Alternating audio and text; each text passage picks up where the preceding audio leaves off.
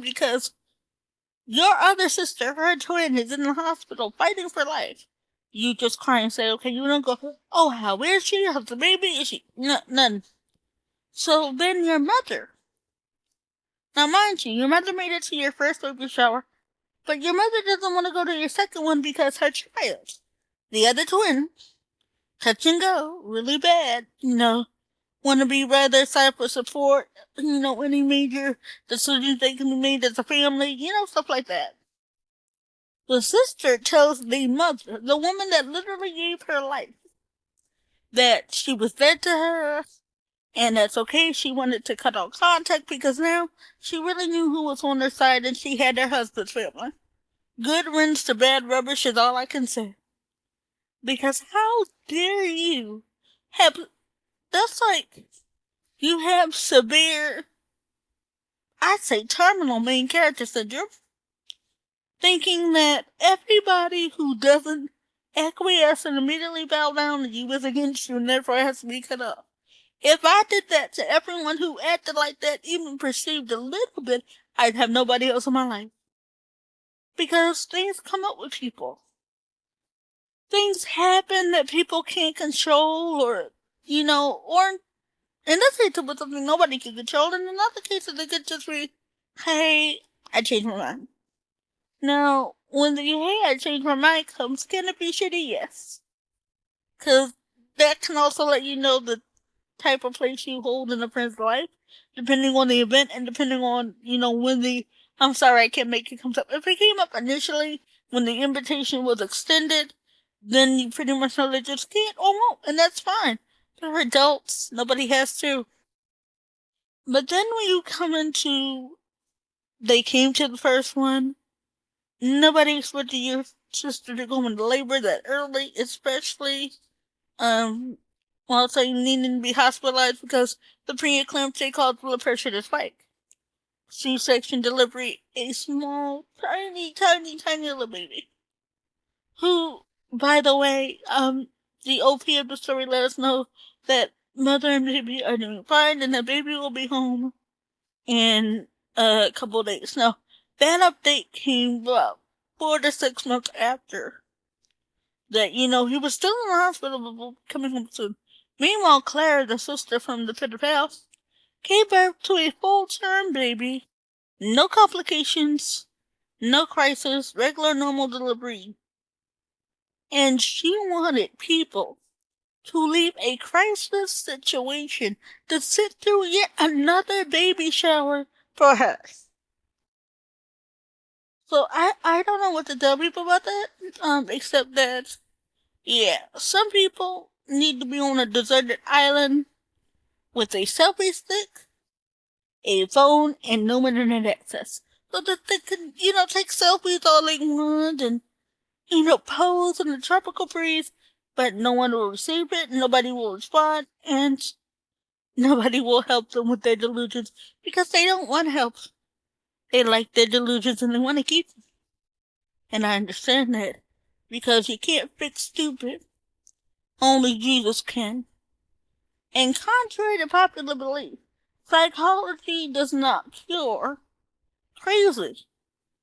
And I know people like, crazy is such a bad word. Listen, I went to school for psychology. And there are a lot more people walking around claiming sanity, living with undiagnosed mental illnesses or some form of insanity. I believe there are a couple of mental illnesses we haven't even discovered yet. Let's be honest, with the rise of technology creating all these new experiences, it's also creating more mental trauma. I haven't seen it in ages, but there used to be this show where people be addicted to their phones and addicted to technology, so therapists would come in, and so that kind of helped them unplug and help them redirect and figure out why they're so attached to their phone or whatever device. Good TV, I will say, but I will say crazy. I really do have to say crazy because to me, I'd rather say crazy in general than say lunatic, bipolar, any of that, because crazy is a general term that people accept has many different variations, different levels of severity, like cray cray as opposed to, oh, you're so crazy. You do know that there are different ways to say the same word and have it mean different things. That goes for a bunch of words. But when I say crazy, it's because we live in a pretty insane world. I'm not saying crazy to be dismissive of mental illness, and I will never be dismissive of mental illness. Because unlike most people, I can actually tell you what it's like to have a partner who is a rabid cycling manic depressive, is what he told me and what his doctor confirmed when we first got together. Also, someone, and even though that with the schizophrenia or schizoaffective disorder, bipolar, PTSD, and seasonal affective disorder. Yeah, my baby was a clusterfuck of different ailments. But this brings me to another point. But I'll finish with this first. Had a lot of different ailments. But in my mind was one of the sanest people on the planet. Because he recognized that he had these ailments.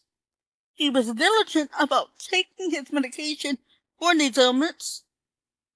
And believed that what he was doing was better for him than living and self-medicating. And I do miss him. I miss the way we interacted because by him having a mental illness, he didn't actively initially grasp my physical disability all the way. But after being with me for so many years, he knew exactly how to handle it. And I will say that a lot of what I'm saying now should be classified in a new wave of mental illness. Because you have people who are so I mean, we talk about Karen and we all joke, oh, that's a Karen. And then we see the videos and go, that's an extreme Karen. But I know we talk about Karenitis and the Karen epidemic, but I believe it should be given a scientific name of some sort because it seems to keep spreading. And I know that these people existed before. But with the advent of social media and the internet, we are seeing it in record numbers now. And it unnerves me. Because they're just saying, oh, they're bad selfish people. But who's to say that this behavior isn't a symptom of some underlying, undiagnosed, probably doesn't even have a name yet, mental illness? And the way people relate to social media and media in general will determine how that therapist views whether or not you're suffering from anything at all. I can't say that I disagree with that. I know that a lot of people still call psychology a pseudoscience. And I want to ask you this question for calling it a pseudoscience. With all the rules that each science has, and psychology has its own rules, why is it a pseudoscience and every other science considered a science when you both operate from a different set of procedures? You each have your own set of writing, of math, periodic reviews. Each science has their own thing. So why is psychology viewed as a pseudoscience? It's because a lot of Karens are dismissive of psychology. They will tell you they don't need help. And yes, there are some Karen therapists out there. And some Karen psychiatrists out there. I'm not male Karens, who I call Darren, by the way. I believe that. And I believe they believe that they can help others, but don't need it themselves. It's like Sarah said before, physician, heal thyself. But in the case of psychology, physician, get a referral and go see a colleague. I repeat, physician, psychologist, in terms of us when it says physician, heal thyself, it should be physician, go get a referral, go see a colleague. But getting back on sorry about the tangent. But these natural disasters occur because of the two things I said. Either we're too permissive or we're way too strict to the point when we don't even seem like we can. I happen to know people that are currently, at this present time, existing in the two different camps. Now, I personally believe that they don't even know each other, and that they do not well at all, but I know two people, and those special camps, one is being openly coddled, the other is being like, well, we don't even care, that's a you problem, you go sort that stuff. And for my part, in knowing both people, I'm actively trying to strike a balance. Because no, I do not want to be very hurtful and cold and unfeeling. But neither do I want both of them to assume that life is easy, that people will do what you want them to do, or that nobody will ever disagree with you. Not that I start disagreements for no reason, but I'm not about to, I've never been one for kissing ass. I just don't know how to. I mean, granted, I can be polite, but to me, polite is not kissing ass. Polite is polite. I don't want to overcompensate for the one that's being told it's a you problem. Neither do I want to completely pull the rug out under from the person being coddled. Both will have damaging, very damaging effects for the person involved. And so I pray about how to interact with them, and sure, I just want to make sure that whatever I do, I don't hurt the person worse.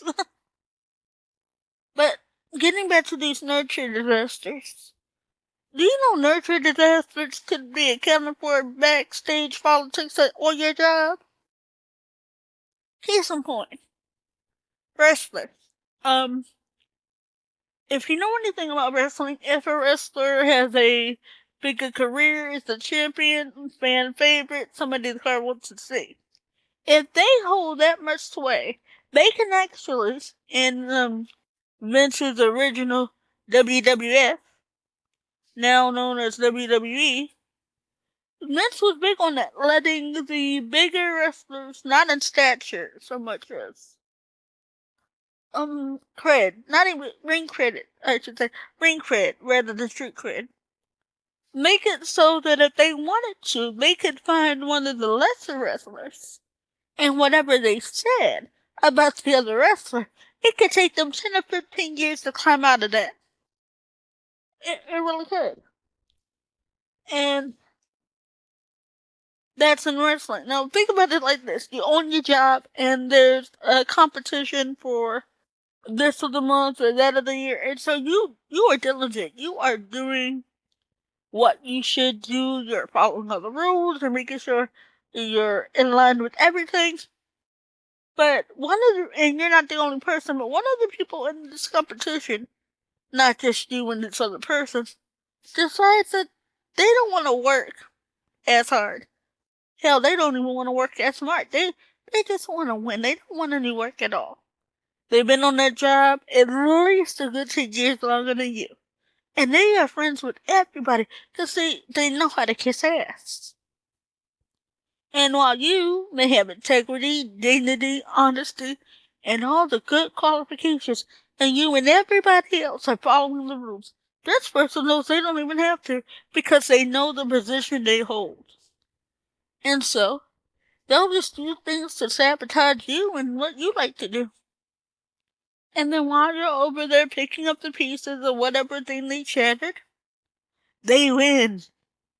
And everybody tells them how great they are when you're just over there looking like, but they didn't do anything but talk shit and make everybody else look bad while actively achieving nothing.